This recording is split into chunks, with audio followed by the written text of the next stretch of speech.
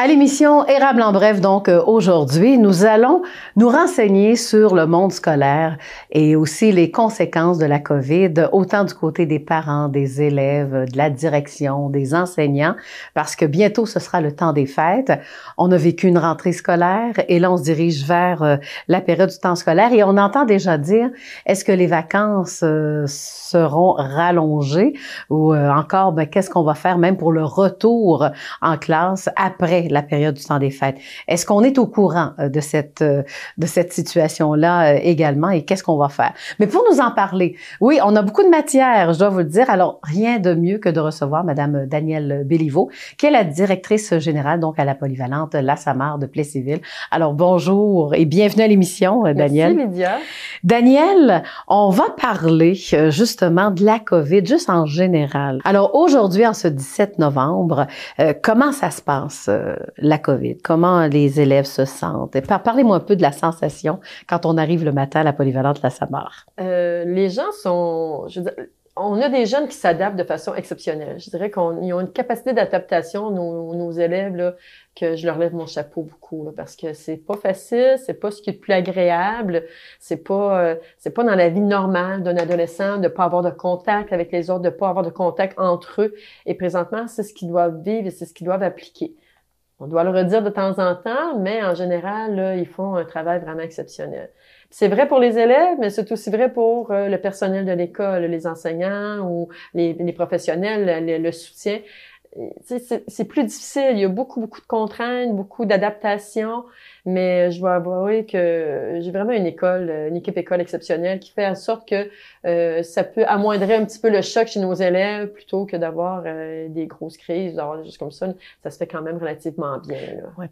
Vu qu'on arrive vers l'année 2021, on va faire un genre de bilan d'année, une rétrospective de l'année 2020, COVID. On peut dire que c'est pas mal COVID, hein, même si janvier-février, on était correct, là. Oui, c'est certain que 2020 va avoir été un peu particulier. On dirait qu'on n'a pas vu, on se rappelle plus du mois de janvier-février, où on aimerait peut-être mieux pas s'en rappeler parce que c'était bon temps, on était bien, puis on le savait pas, je pense, des fois. C'est ça. Donc, depuis le 13 mars, un vendredi, qu'ils ont décidé que la COVID ferait partie de nos vies de façon plus importante. Curieusement, j'étais pas au Québec, j'étais avec des élèves en Jamaïque où on a appris aussi le confinement des écoles là-bas, mais c'était comme plus facile de se confiner sur le bord d'une plage que de confiner en hiver ou dans une température qu'on avait au Québec. Mais quand même, les élèves ici, quand ils ont quitté l'école le 13 janvier, ça n'a pas été difficile parce qu'ils s'en allaient presque en vacances, des courtes vacances, puis c'était drôle, à une situation exceptionnelle, un peu comme dans le temps du verglas, on s'en va à la maison, puis c'est exceptionnel. Jusqu'à temps que ça devienne de moins en moins exceptionnel, de plus en plus durable, l'inquiétude s'est mise un petit peu à entrer dans les familles, je dirais dans les foyers de nos élèves, des parents. Mais encore là, je pense qu'on avait un gouvernement qui était relativement rassurant, qui disait inquiétez-vous pas les élèves, il y aura pas votre année sera pas en jeu, vous reprendrez pas cette année-là. On va s'assurer que tout se passe bien puis qu'il n'y a pas de danger pour votre année scolaire. Ce qui fait que les jeunes ont quand même relativement bien pris la situation. Un petit peu tannés de pas avoir de contact, en tout cas pas officiellement, hein, on dira pas s'il y en a eu ou pas, mais pas officiellement, pas de contact.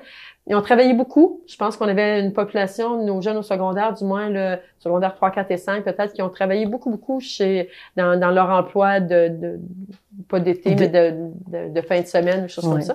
Donc, moins aptes à l'école, même au moment où le gouvernement a dit, là, on va avoir des cours à distance, on va s'organiser. Les élèves étaient comme pas nécessairement prêts, du moins pour ceux qui en avaient pas besoin. Tu sais, suivre un cours de mathématiques de secondaire 5, quand tu sais que tu renvoies au cégep en langue, puis t'en feras plus jamais de maths, on a beau être les plus motivés qu'il n'y a pas, ou le meilleur enseignant qu'il n'y a pas au monde, ça reste que je sens que j'en ai pas de besoin. Et on m'avait promis qu'il n'y aurait pas d'impact sur mes notes. Fait que souvent, ça a été plus difficile là, pour... Oui, parce qu'est-ce qu'il y a eu du rattrapage scolaire en été, fort possiblement? Il y a eu un petit peu de rattrapage, je veux très peu, mais comme je dis, vu que durant l'année, on les prenait où, ils partaient de où, c'est plus personne qui partait à la même place. Il y en a qui avaient suivi des cours, il y en a qui l'avaient pas suivi, il y en avait qui avaient suivi à moitié, il y en avait qui avaient fait des examens, d'autres qui n'en avaient pas fait. Fait que tout le monde était sur un petit peu une inégalité, je dirais, au niveau des apprentissages, là, qui faisait en sorte que c'était plus difficile pour les cours d'été. Donc, il n'y en a pas vraiment eu. On a eu quelques 3-4 élèves qui sont venus, je dirais, là, habituellement, c'est avec dans la commission scolaire, parce que c'est moi qui s'en occupe, c'est un 250, 300 élèves, donc beaucoup moins là, pour l'été. Oui, mais il faut dire qu'à l'heure actuelle, il y a combien de cas de COVID chez vous, ou des classes confinées? J'ai eu 3 classes en début d'année. J'en ai une aujourd'hui là, qui va être confinée là, parce que j'ai un élève. Pas beaucoup de cas, là, pas de façon... c'est quand je regarde autour de moi, j'ai un frère qui est directeur dans l'Assomption, puis c'est pas mal pire, là, des 11-12 cas par classe. Là. Moi, c'est un cas par classe. Il est arrivé une classe, il y en a eu 2, mais qui n'ont pas rapport nécessairement l'un avec l'autre. Que ça se passe relativement bien. Je vous dirais là que on en a eu, oui. On a eu des cas qui ont été confinés par prévention, donc des parents qui travaillent à différents endroits dans la région puis ils ont été testés positifs, donc le jeune va être retiré. Mais je trouve qu'on s'en sort relativement bien là, malgré tout. Moi, ma grande crainte de la polyvalente, c'est on est un milieu tissé serré, hein, Plaine-Civile, puis les environs, que je me disais, tout le monde est en lien avec tout le monde, que ce soit en amitié, que ce soit en famille, que ce soit en amour. Fait que je me disais, mon Dieu, si ça rentre chez nous, ça fait comme un jeu de domino qui tombe. Là, et on aime se toucher, hein? Oui, c'est dans la région. Oui, Fait que j'avais un petit peu peur que la journée que ça rentrait dans l'école, que j'en aurais plusieurs puis que ça partirait. Mais ça n'a pas été si tant pire, je vous dirais, même si ça dit peu. Là, mais puis là, on continue comme mars, avril, mai, puis là, on se dit, des activités, là, on fait quoi avec nos activités? Le bal des finissants, par exemple. Mais l'an passé, dans le fond, les élèves étaient inquiets sur ça, mais comme on savait pas vraiment à quoi on s'en allait, moi, je disais, j'ai espoir, on devrait être capable de faire un bal pareil, il va peut-être être plus tard, mais tu sais, on le reportait, puis j'ai alimenté un peu l'espoir chez les élèves, puis je me disais, ben c'est peut-être plate d'alimenter quelque chose quand on pense que ça ou quand on sait pas si ça va avoir lieu, mais j'aime mieux vivre dans l'espoir que dans le désespoir. Fait que je me disais au moins.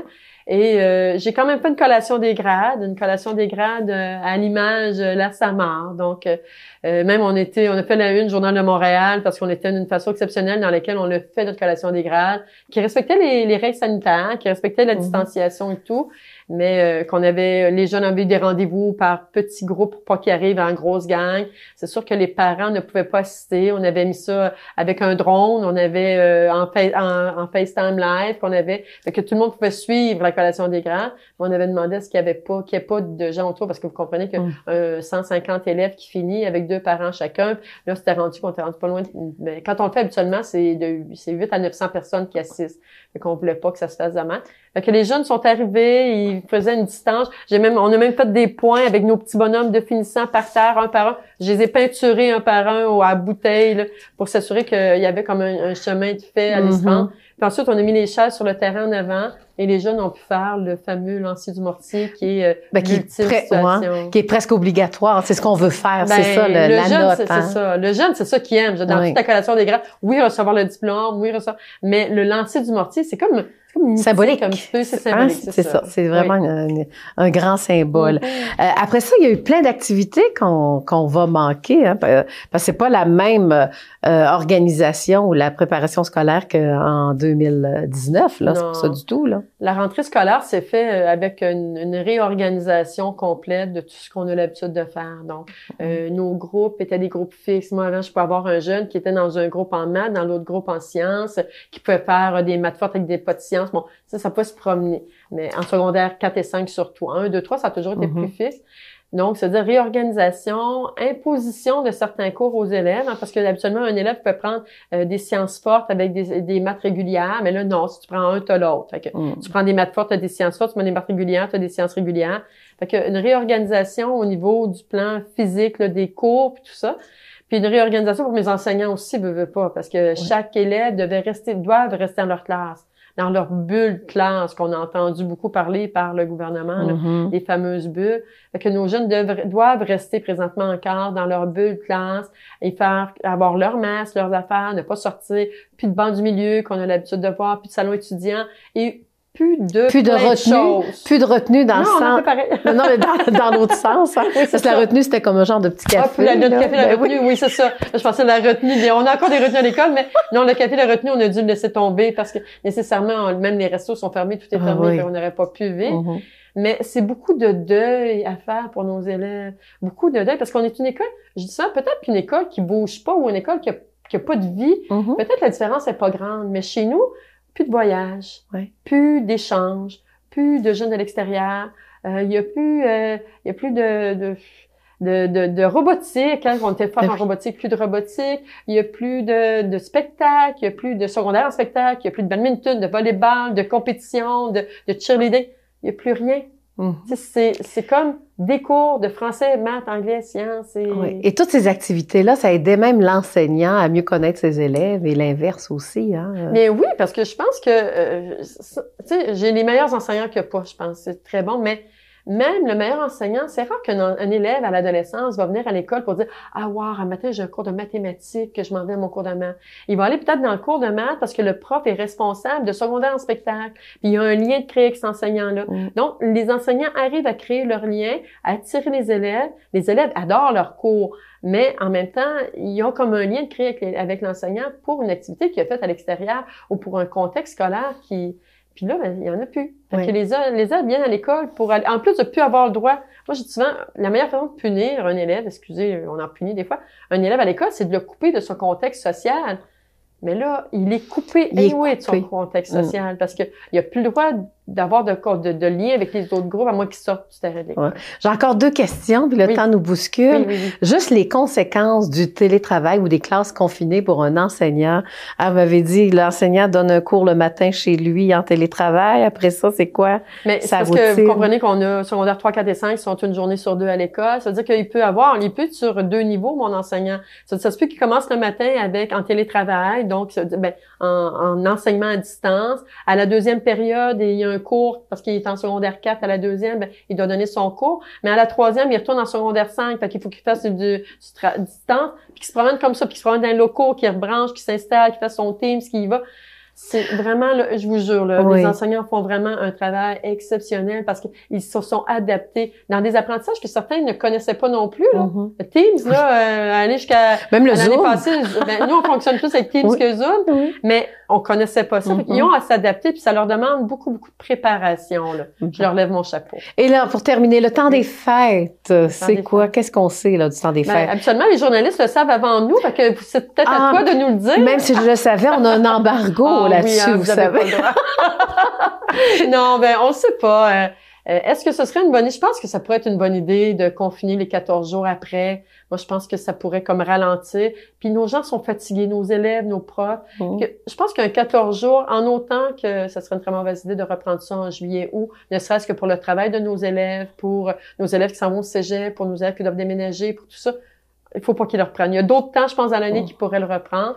Mais je pense que je prendrai un 14 jours à la suite pour faire retomber le virus un petit peu. Voilà. Donc, moi, je pensais que le temps des fêtes, ça serait comme 2 semaines de vacances, dans le fond. On laisse tout le monde libre. Là, c'est quoi? C'est utopique, là. Mais après ça, on reprend un autre 2 semaines de confinement, je sais pas. Mais le but, c'est être complètement libre. Je crois qu'on peut respecter certaines règles sanitaires. Mais je pense qu'il faut qu'ils donnent le droit aux gens de pouvoir se voir un peu, ou en tout cas, ne serait-ce qu'un peu, en petite famille. Tu sais, moi, avec mes enfants, au moins, ou avec notre monde tout proche. Je pense qu'on a besoin de ça. On est rendu après presque 1 an là, à avoir besoin de ça. Oui, finalement, notre véritable scénario, bien, rêvons-le la nuit. Ah, le plus beau des rêves, c'est de pouvoir partir en vacances tout le temps des fêtes, de revenir en Jamaïque et de revenir par la suite. Mais j'y crois pas trop. Oui. Hein. Alors, on que ce soit en famille. Ben oui. Alors, en tout cas, je vous remercie beaucoup. Hein, et puis, parce que je trouve ça important de sentir le pouls aussi, parce que c'est comme une société, hein, le monde scolaire. C'est une micro-société. Voilà. Donc, on se dit sûrement une prochaine fois. Merci beaucoup. Alors, je m'entretenais avec Madame Danielle Béliveau, donc directrice générale de la polyvalente La Samar, du côté de Plessisville.